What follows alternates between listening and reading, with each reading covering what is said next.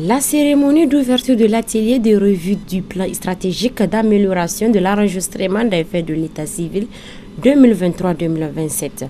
À cet effet, cette cérémonie a engendré la présence du secrétaire général du ministère de l'Intérieur, de la Sécurité publique et de l'administration du territoire, de la représentante de l'UNICEF au Niger, du secrétaire général de la mairie de Liboré et du coordinateur du projet Yuri.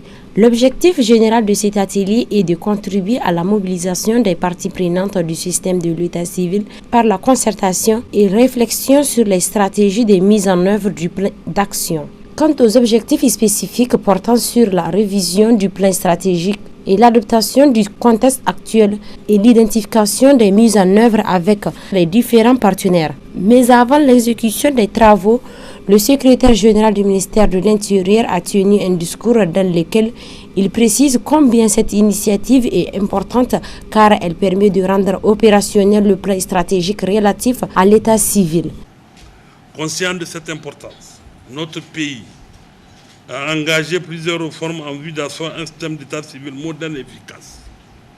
La dernière réforme est intervenue en 2019 avec l'adoption de la loi numéro 2019-23 du 1er juillet 2019 portant régime de l'état civil au Niger, son décret d'application et la politique nationale de l'état civil. Cette réforme du cadre juridique et politique a permis d'aligner le système de l'état civil nigérien aux normes internationales. Mesdames et messieurs, la mise en œuvre de la politique nationale de l'état civil est faite à travers des plans stratégiques qui visent l'amélioration de l'enregistrement des faits d'état civil et la production de statistiques vitales pour notre pays.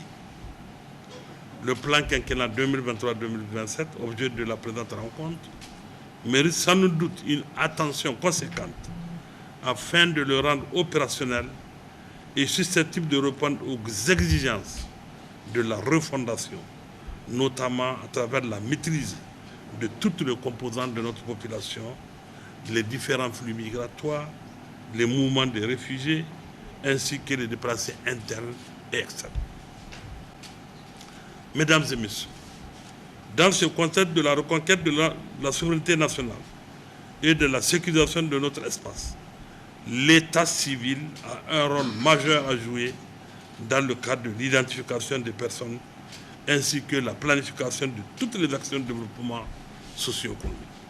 C'est pourquoi les plus hautes autorités du Niger, au premier rang duquel son Excellence le général d'armée Abdourahmane Tchani, président de la République, chef de l'État, accordent un intérêt particulier à l'enregistrement des faits d'état civil et l'identification des personnes sur notre territoire national.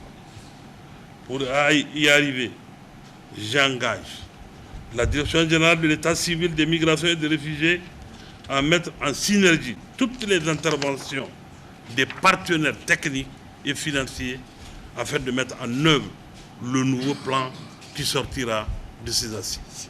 L'instant d'après est consacré au discours de la représentante de l'UNICEF, Mme Djanabou Mahonde, qui souligne à son tour la vision claire du gouvernement et le professionnalisme des cadres en charge de cette politique publique essentielle.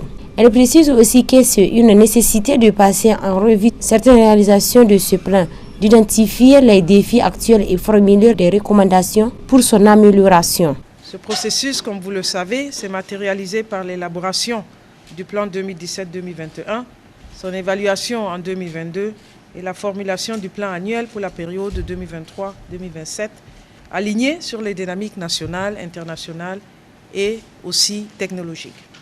Ce travail rigoureux n'aurait pas été possible sans la vision éclairée du gouvernement et le professionnalisme des cadres en charge de cette politique publique essentielle. Ainsi, après 2 ans de mise en œuvre, il est bien entendu le droit de passer en revue certaines réalisations de ce plan, d'identifier les défis actuels et formuler des recommandations pour son amélioration. L'accès à l'identité légale à travers un acte de naissance est un droit fondamental qui conditionne l'accès à d'autres droits, à savoir la santé, l'éducation, la protection sociale et j'en passe. Au-delà, l'enregistrement civil renforce la bonne gouvernance, la planification nationale et le contrat social notamment pour les populations les plus vulnérables. En se fixant un objectif de 85% d'enregistrement des naissances d'ici 2027, le Niger réaffirme ainsi son engagement envers l'agenda 2030 et les objectifs de développement durable. Sous votre patronage, Monsieur le Secrétaire général, nous avons lancé le 28 juin 2024, je venais à peine d'arriver au Niger, la campagne nationale Hakenyara visant l'enregistrement d'1 million d'enfants de moins d'1 an.